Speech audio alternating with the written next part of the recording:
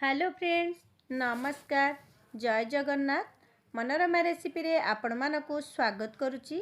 आज आम सीम आलू गोटे एमती रेसिपी प्रस्तुत करवा जोटी कि आपण पखाल भात और गरम भात रे आराम से खाई परिबे।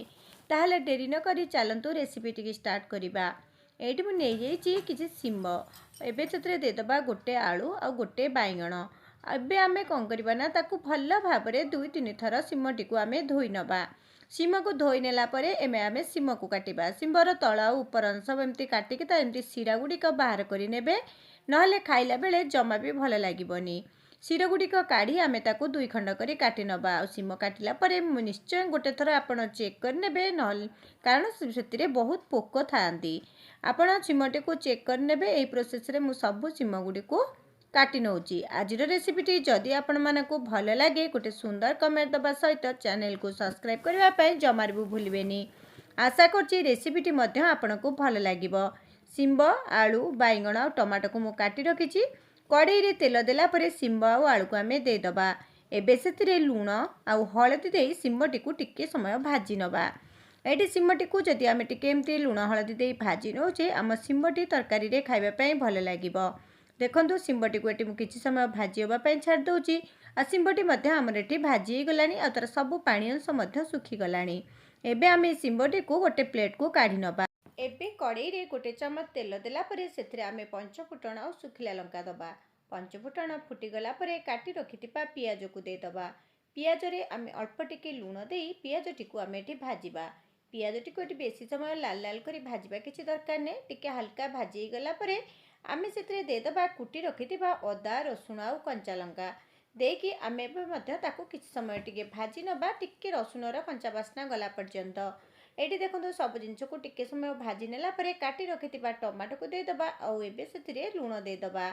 लूण देला परे आमे सेतिरे हळदी गुंड, लंका गुंड एबे आमे सेतिरे जीरा गुंड आधा चमच, धनिया गुंड आधा चमच देई मसला टिकु आमे एठी भाजीबा। मसलाटा पोड़ी न जीवा पाई सेतिरे अल्प टिके पानी देई मु गैस रो फ्लेम को सिम रे रखी मसला टिकु एठी भाजी नेबी। आमे एठी किछि समय घोड़न दे भाजी नबा। ता भितरे देखंतु मु एठी गोटे चमच सोरिषर पेस्ट नेछि। एठी मु बेसी नेनी, मात्र गोटे चमच खाली सोरिष को मु एठी बाटिथिली। ताकू पानी रे एमती गोली नबा। पानी रे गोली नेला परे सेथिरे अल्प टिके बास एई बेसर रो पानी को आमे मसला सहित मिसै नबा। मिसै नेला परे आमे ताकू एठी भल भाबे मिसै नबा। एठी सोरिषर परिमाण मु बहुत कम रखिछि। आपण चाहिले सोरिष टिकु मध्य स्किप करि परिबे। एठी देखंतु मसलाटी फुटीगला परे भाजी रखिथिबा सीम और आलू को आमे दे दबा। ताकू एठी भल भाबरे मिसै नबा। काटी रखिथिबा बाइगण को मध्य आमे एबे ऐड कर नबा। और ताकू मध्य एठी सीम आलू सहित टिके समय पय भाजी नबा। आपण एई प्रोसेस रे गोटे थर एई सीम आलू तरकारी प्रस्तुत करंतु। देखिबे खाइबा पे बहुत भल लागिबो। और रेसिपीटी जदि भल लगे निश्चय गोटे कमेंट दवा पाई जमार भी भूलें। आमे ताकू घोड़नी दे मसला सहित सब जिनस को टिके भल भाबे मिसै नेला परे आमे एबे सेथिरे आवश्यक अनुसार पानी ऐड कर नबा। आमको सीम आलू सिझिबा पई जेतिकी पानी दरकार आमे एठी ऐड करिबा। ए तरकारी रे आमे बेसी भी झोल रखिबानी, टिके नसनसिया करिबा। सेति पई देखिकी आपण एठी पानी टिकु ऐड करिवे। एठी पानी देला परे आमे ताकू घोड़नी देई परिबाटी को भल भाबे सिझी होबा पई छाड़ दबा। देखंतु धीरे धीरे पानी हमर सुखी आसलानी। आउ आलूटी को मध्य आमे एठी चेक कर नबा। देखंतु आलू मध्य सिझी गलानी। एबे आउ गोटे 2 मिनिट पई आमे एई तरकारी को सिझै नबा बा पानी के सुखिबा पर्यंत अपेक्षा करी।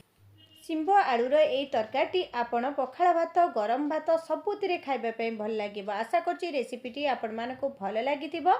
रहुछि नमस्कार। जय जगन्नाथ।